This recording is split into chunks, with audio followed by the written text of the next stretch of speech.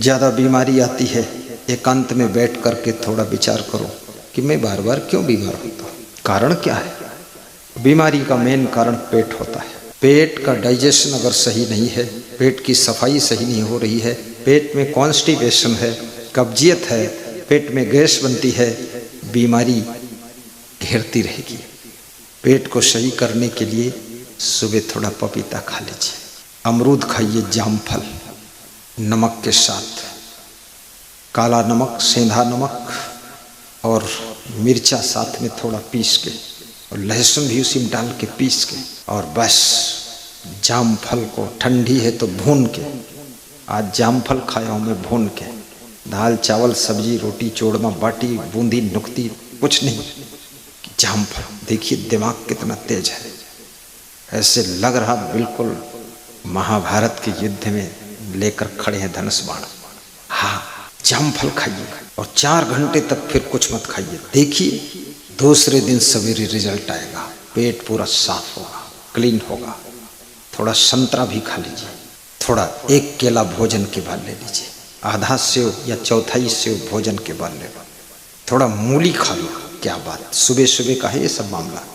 थोड़ी गाजर खा लो, सारे रोग खत्म पेट के हो जाएंगे। लेकिन ये सब खाने के बाद दूध मत पीना, छाछ मत पीना, दही मत खाना, हलवा उलवा मत खाना, बस इतना बहुत है। 4 घंटे इसको हजम होने दो, फिर बहुत भूख लगे भोजन कर लीजिए। देखना चेहरे पर चमक आएगी, बुद्धि कुशाग्र होगी, और साथ साथ में बीमारियां, जटिल से जटिल बीमारी दूर होगी। 24 घंटे में 2-4 बार हंसिए भी। गुम सुम बैठने थे, सीरियस बैठने थे, गंभीर बैठने से बीमारी के कारण तुम्हारा समय बर्बाद हो रहा है। जो ऊपर उठने का समय है, उन्नति करने का समय है, विकास करने का समय है, वो सब डिप्रेशन में, टेंशन में, स्ट्रेस में जा रहा है। बीमारी तुमको बहुत पीछे ढकेल देती है। इसलिए अपने पेट को संभाल लीजिए और प्रसन्न रहिए हमेशा।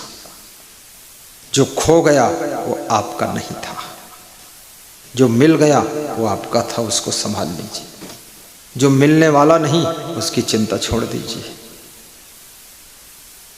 और जो मिलने वाला है उसके लिए परिश्रम और प्रयास कीजिए, लेकिन अपने आप को प्रसन्न बनाकर रखिए।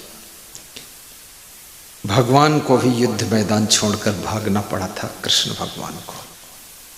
इसलिए कहीं कहीं तो हार आपकी भी होगी, और कहीं कहीं बहार आपकी होगी, और कहीं कहीं त्योहार आपका होगा, और कहीं कहीं आप असफल होकर के बैठेंगे कि सब खो गया मेरा। सब खोने के बाद भी तुम तो हो ना, कमाने वाले तुम हो और खोने वाले तुम हो।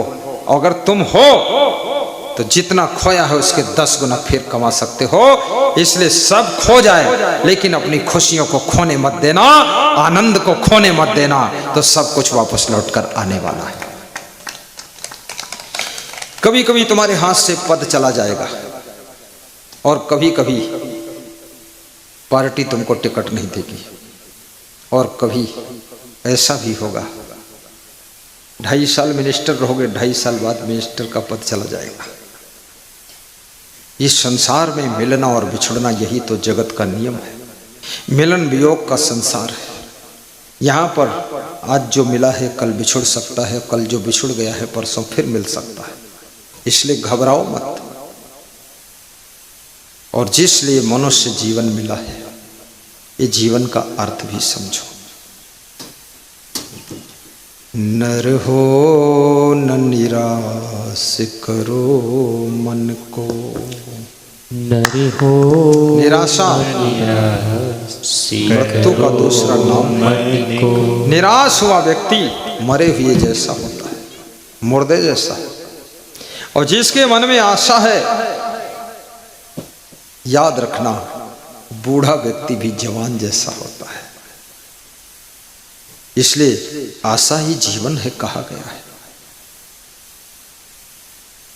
गलत आशाएं छोड़िए, जिससे आपको आशा लगी थी टोंक में गुरुजी आएंगे, दर्शन करने चलेंगे, ये आशा थी कि नहीं थी? बोलत कहने आशा लगी थी, ये अच्छी आशा थी। आज आशा पूरी हो गई।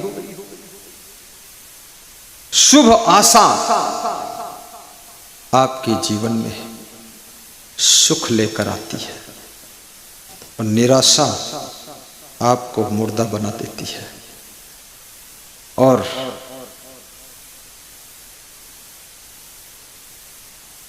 गलत आशा आपको गलतियों में गिरा देती है। इसलिए शुभ आशा रखो, शुभ इच्छा रखो, शुभ कर्म करो, सत्कर्म करो। आपकी सोच, आपकी भावना का भी प्रभाव होता है, ये साधारण नहीं है। आपकी भावना का प्रभाव आपके स्वास्थ्य पर भी होता है। इसलिए गुरुजी यही कह रहे हैं, भावना को अच्छा बनाने में कोई खर्चा नहीं। फ्री में भावना बनती है, लेकिन भावना तुम्हें स्वास्थ्य भी देती है, भावना तुम्हें खुशी भी देती है और भावना तुम्हें सम्मान भी दिलाती है। भावना अच्छी होना चाहिए। आज मेरे पास में एक फोन आया, 18 साल के बच्चे का नाम है सचिन, हैदरगढ़ डिस्ट्रिक्ट बाराबंकी से। तो उसने कहा मैं सचिन हूँ हैदरगढ़ से, आपके दर्शन के लिए रायबरेली के सत्संग में आया था। मैंने कहा ठीक है। तो मैंने कहा ठीक है सचिन। बोले मैं वही हूँ पेट्रोल पंप वाला। तो मैंने कहा पेट्रोल पंप वाला? बोला आपसे आशीर्वाद लिया था कि पेट्रोल पंप लगाऊंगा। 18 साल का बच्चा, और पेट्रोल पंप चलाने के बाद फिर 50 लाख दान करूंगा। तो मैंने कहा सचिन अभी लगाया कि नहीं लगाया? बोले पेट्रोल पंप का एक नट बोल्ट भी नहीं लगाया, ये पहले से भावना है। बोले नए वर्ष में दिल खोल दिया मैंने, मेरा भाव था। पहले आप मिले थे तो आशीर्वाद लिया था पेट्रोल पंप लग जाए, आज नए वर्ष में बोल दिया हूं कि 50 लाख दान करो। अब मैं भी थोड़ा सोच में पड़ गया कि आशीर्वाद मुझे ही देना है, अब आशीर्वाद फलित होगा तभी पेट्रोल पंप लगेगा, आशीर्वाद लग जाएगा तो पेट्रोल पंप चल जाएगा, और पेट्रोल पंप चलेगा तो उसके पास पैसा होगा, पैसा होगा तभी वो दान करेगा। अब हम भी फंस गए उसमें कि आशीर्वाद कितना देना पड़ेगा, बहुत देना पड़ेगा। गुरु आंख बंद करके अपने गुरु का ध्यान लगाकर आशीर्वाद दे देता है। वर्तमान के गुरु को अगर अहंकार आ गया कि मेरे आशीर्वाद से सब कुछ हो रहा, तो उसका आशीर्वाद भी मिथ्या हो जाएगा। अपने गुरु का ध्यान लगा करके, अपने गुरु से प्रार्थना करके किसी भक्त को जब आशीर्वाद देता है कि हे मेरे सदगुरुदेव भगवान, हे क्षमादेव भगवान, इस भक्त का ये भला हो जाए, तो वो आशीर्वाद जरूर फलित हो जाता है। अपने गुरु को ध्यान करना पड़ेगा। आशीर्वाद देने वाला अगर अहंकार से बोल दिया ऐसा हो जाएगा, होगा, गड़बड़ हो गया। अपने गुरु का ध्यान लगाओ। जीवन आशीर्वाद और धन्यवाद के किनारों के बीच में प्रवाहित होता है। अच्छा करोगे तो धन्यवाद मिलेगा समाज से, और अच्छी भक्ति करोगे तो गुरु से और माता पिता से आशीर्वाद मिलेगा। और पहला आशीर्वाद माँ का होता है, दूसरा पिता का, तीसरा गुरु का। और याद रखना ये तीनों आशीर्वाद जिसको मिल गए, अब उसका कोई बाल बांका न कर सकेगा। बहुत हो गया।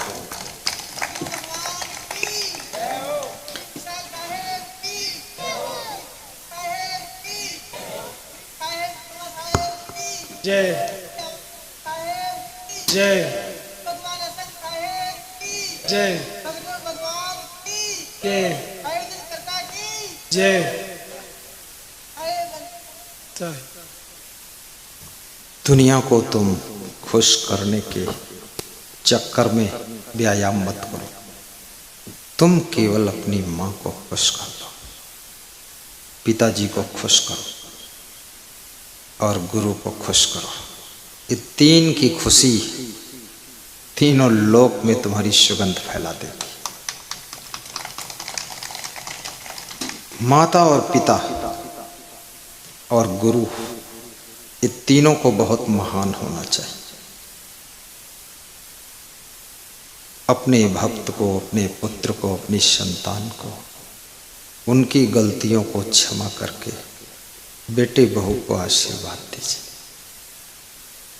नाराज होकर के उनके लिए आप गलत बात मत निकालिए कि ये हो जाए वो हो जाए। उससे फिर माता पिता का तेज कम हो जाता है, गुरु का भी तेज कम हो जाएगा। इसलिए गुरु का स्थान तो सूरज जैसा है। सूरज को कोई नमस्कार करता है तो भी सूरज